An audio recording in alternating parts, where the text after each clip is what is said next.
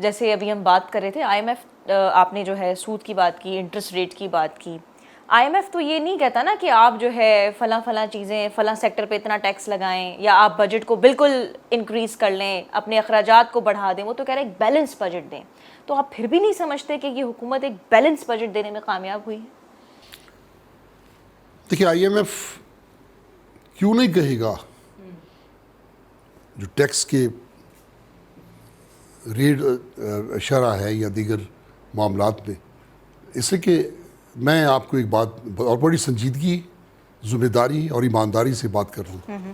میں بہت الحمدللہ ہر چیز کو ایک شرعی نگاہ سے دیکھتا ہوں اور پیچھے مڑ کے جو تاریخ ہے اس کو بھی سامنے رکھتا ہوں، کہ فطرت تبدیل نہیں ہوتی.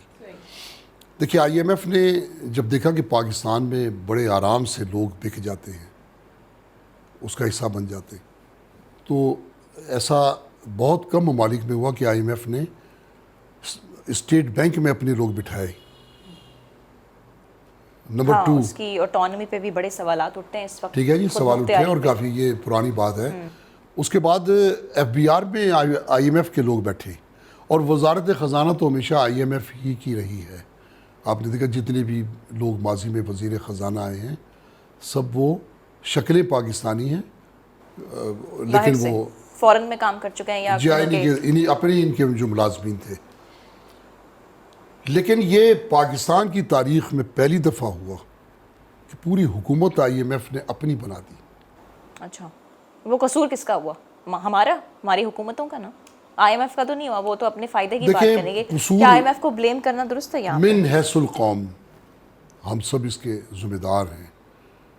دیکھیں ایک دو دوست ہیں، وہ آپ کے پاس آتے ہیں اور آپ کسی ایک کی بے عزتی کریں اور دوسرا خاموش رہے، تو پھر جب اٹھ کے جائیں گے وہ تو ان کی دوستی ختم ہو جائے گی. اس لیے کہ وہی کہ وہ سے شکوہ کرنے کا حق رکھتا ہے کہ اس نے میری انسلٹ کی اور آپ خاموش رہے. ایسا ہی ہے نا. جیسے آپ کی ٹیم ہے، میں خدا نہ کرے کس سے کیا کوئی گستاخی ہو جائے تو آپ بول کے سارے ناراض ہو جاؤ گے. ایسے ہے نا، کیونکہ آپ ایک ٹیم ہو. اللہ پاک کا ایک نظام ہے، جب اس نظام کی کہیں پر بھی بے حرمتی ہوتی ہے، اس کے خلاف کوئی جاتا ہے اور ہم بات نہ کریں. آپ سود کی بات کر رہے ہیں؟ جی بالکل. سود کے خلاف پوری قوم کو ایک ہو جانا چاہیے تھا. جب سن 2001 میں سودی مالیاتی نظام کا خاتمہ اور شرعی نظام معیشت کے نفاذ کی بات ہوئی، جو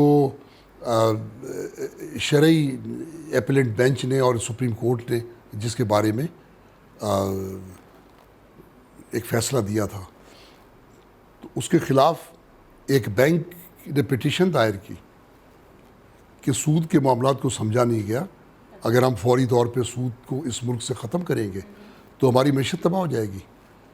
جبکہ خدا کہتا ہے کہ سود میں ہلاکت ہے، اس وقت کسی نے بات نہیں کی. میں حیران تھا کہ یہ اخبار میں اتنی بڑی بڑی ہیڈنگ سود کی حمایت میں آ رہی ہیں اور لوگ خاموش. انٹرسٹ ریٹ اتنا رکھیں. میں اتنے جذباتی ہوں، میں نے بینرز لگا دیے شہر میں، میں نے لوگوں کو اکٹھا کر کے صحیح کہہ رہے ہیں پریس کلب پہ میں کام کیا، کیونکہ میں نے سورہ البقرہ میں سود کی حرمت کے بارے میں پڑھ رکھا تھا. تو میں تو کانپ گیا. میں نے کہا یہ اللہ ہم سے ناراض ہو جائے گا. آج میں پورے یقین کے ساتھ کہتا ہوں ہم اللہ کی ناراضگی بھگت رہے ہیں.